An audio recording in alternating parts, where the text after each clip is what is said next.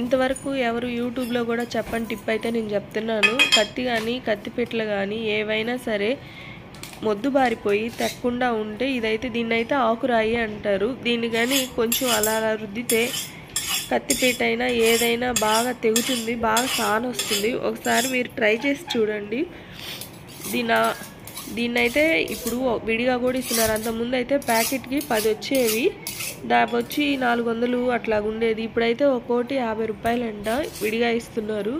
ఒకసారి అయితే ట్రై చేసి చూడండి, చాలా బాగా దిగుతుంది. ఎలాంటిదైనా ఎంత మొద్దు కత్తి అయినా సరే మనం కూరగాయలు కట్ చేసుకొని అవి మొద్దు బారిపోయి ఉంటాయి కదండి తెక్కకుండా, ఇది కానీ ఒకసారి రుద్ది కానీ చూస్తే బాగా దిగుతాయి. ఈ వీడియో కానీ మీకు నచ్చినట్లయితే లైక్ చేయండి, షేర్ చేయండి, సబ్స్క్రైబ్ చేయడం మాత్రం మర్చిపోకండి.